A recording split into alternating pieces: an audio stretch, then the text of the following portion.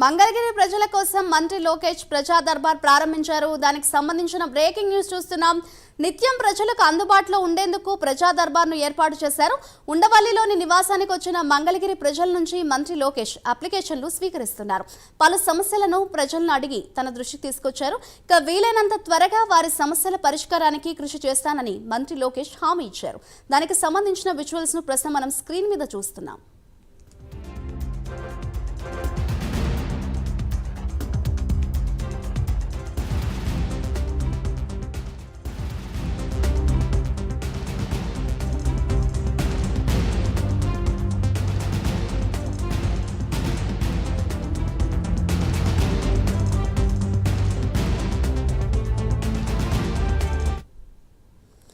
మంగళగిరిలోని మంత్రి లోకేష్ నివాసంలో ప్రజా దర్బార్ కార్యక్రమాన్ని మంత్రి లోకేష్ నిర్వహించారు. ఇదే అంశంపై మరింత సమాచారాన్ని మా ప్రతినిధి రవికృష్ణ అందిస్తారు.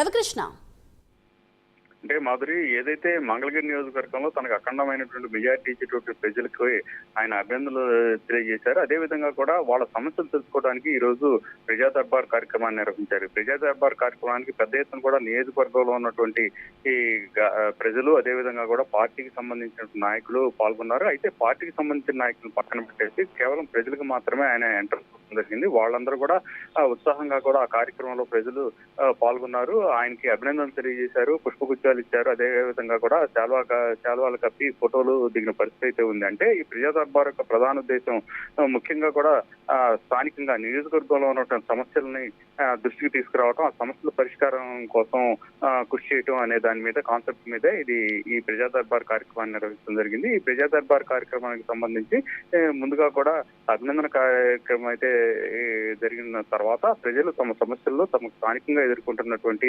ఇబ్బందులను అయితే మాత్రం లోకేష్ కి తెలియజేశారు. అది కొంతమంది అయితే మాత్రం రాతపూర్వకంగా కూడా ఒక పత్రాలను ఇవ్వటం జరిగింది. కొంతమంది కేవలం మౌఖికంగా చెప్పినప్పటికీ కూడా వాటిని అక్కడ ఉన్నటువంటి కొంతమంది అధికారుల చేత రికార్డ్ చేయించడం జరిగింది. చేర్చి ఆ సమస్యలు ఏవైతే ఉన్నాయో వాటిని తక్షణం పరిష్కరించే దిశగా కూడా ఆయన ప్రయత్నిస్తున్నాడు. ప్రధానంగా కూడా లోకేష్ ఎప్పుడైతే 2019 ఇక్కడ పోటీ చేయడం జరిగింది మంగళగిరిలో, అప్పుడు ఆ సమయంలో ఓడిపోయారు. ఆ తర్వాత కూడా ఆయన ఏంటంటే మంగళగిరి నియోజకవర్గాన్ని పూర్తిగా కూడా తను హోల్డ్ చేసుకోవాలని చెప్పి ప్రయత్నించారు. ఈ నేపథ్యంలోనే ఓడిపోయిన తర్వాత కూడా 5 సంవత్సరాల పాటు సుదీర్ఘంగా ఆ నియోజకవర్గంలో పర్యటించారు. ప్రతి ప్రాంతంలో కూడా తిరగటం, అక్కడ ఉన్నటువంటి స్థానికులతో కూడా లైజనింగ్ మెయింటైన్ చేసిన క్రమంలో ఏదైతే మొన్న జరిగిన ఎలక్షన్స్ ఉన్నాయో అఖండమైనటువంటి మెజార్టీ వచ్చిన నేపథ్యంలో మంగళగిరిని తన పూర్తిగా కూడా హోల్డ్ అయినట్టుగా కూడా భావించారు. ఆ నేపథ్యంలోనే మంగళగిరి ప్రజలకు, మంగళగిరి నియోజకవర్గానికి సంబంధించినటువంటి ఈ సమస్యలు ఏవైతే ఉన్నాయో వాటి అన్నింటినీ